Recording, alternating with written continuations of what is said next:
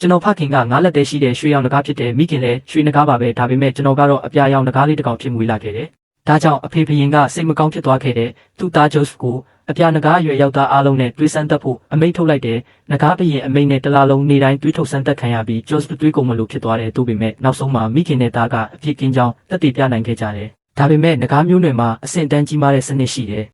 ။ရွှေနဂါးတွေကအာဏာပိုင်ဘရင်ငွေနဂါးတွေကစစ်တပ်အနက်နဂါးတွေကထောင်ချုပ်အပြာနဂါးတွေကအနှိမ့်ဆုံးအဆင့်အလုတ်ခိုင်းခံရသူတွေ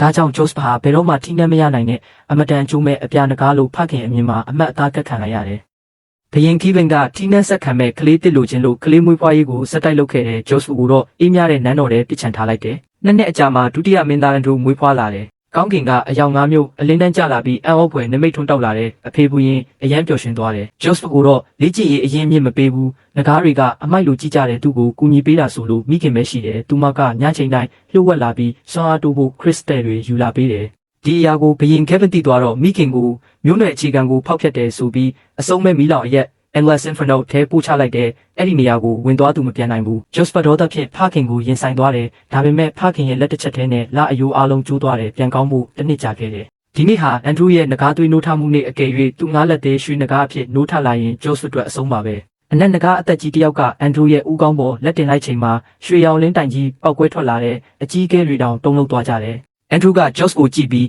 မင်းဘယ်လိုခံစားရလဲအမိုက်လို့လှောင်ပြောင်တယ်မင်းနဲ့မင်းအမေအဲ့ဒီ Inferno ထဲပဲတင့်တော်တယ်လို့ပြောလိုက်တယ်မိခင်အကြောင်းကြားတာနဲ့ဂျော့စိတ်မထိန်နိုင်ပဲအန်ဒရူးကိုတိုက်ခိုက်သွားတယ်ဒါပေမဲ့မဟာဆွမ်းအားတစ်ခုကသူ့ကိုဖိနှိပ်ပိတ်ဆို့လိုက်တယ်ဘရင်ခေးဘင်ကအေးမြတဲ့အတန်နဲ့ကြီးညာတယ်မင်းသားဂျော့သည်အကိုအားတိုက်ခိုက်ခဲ့သည်ဒရဂွန်အမတ်သားကိုဖယ်ရှား၍လူလောကသို့အနက်ပို့သည်မပြန်နိုင်သူ့ရင်ဘတ်ထဲကနဂါးအမတ်သားကိုအတင်းဆွဲထုတ်လိုက်တယ်အန်ဒရူးကိုတော့တရားဝင်အမွေဆက်ခံသူအဖြစ်ခန့်အပ်လိုက်တယ်ခေးဘလက်တစ်ချက်လှုပ်လိုက်တာနဲ့အာကာသကွဲထွက်သွားပြီးဂျော့ကိုလေဟာနယ်ထဲပစ်ချလိုက်တဲ့အတွင်းမှာမုန်တိုင်းစီးကျန်းတွေကသူ့ခန္ဓာကိုယ်ကိုခွဲထုတ်နေတယ်တင်မလို့ချိန်မှာအလင်းဖြော့ဖြော့တစ်ခုကသူ့ကိုပက်လက်ကာကွယ်ပြီးအနာတွေအားလုံးပြန်လဲကုသပေးတယ်။စိတ်အမှောင်ဝင်သွားပြီးတချင်းတန်တစ်ခုစိတ်ထဲပြန်ကြားရတယ်။ကောင်းကင်သည်လွတ်လပ်သည့်အရာမှယူ၍အချီးနှီးတို့ဖြည့်ဆည်းသည့်အပြာနဂါးလမ်းကြောင်းသည်အသက်ရှင်သမျှအားစူးစီးကကဘာကြီးကိုကောင်းချီးပေးသည်။ဂျော့မျက်စိဖွင့်လိုက်ချိန်မှာလူလောက6ကမ်းပါးပေါ်အေးခဲနေတဲ့အခြေအနေအပေါ်ကမိုးကောင်းကင်မှာကျယ်ပွင့်များအဆုံးမရှိအရှိဘက်က Azure Dragon Constellation အလင်းအထူးတောက်ပနေတယ်။အမှန်တော့သူဟာအပြာနဂါးမဟုတ်ခဲ့ဘူးသူ့ရင်ထဲမှာရှေးဦးနဂါးသွေးစီးဆက်မှုရှိတယ်အားအကြီးဆုံးသွေးမျိုးအပြာပုံစံဟာနိုးထမတိုင်ခင်ပြန်လဲပေါ်ထွန်းတဲ့အဆင့်သာဖြစ်ခဲ့တာပါပဲ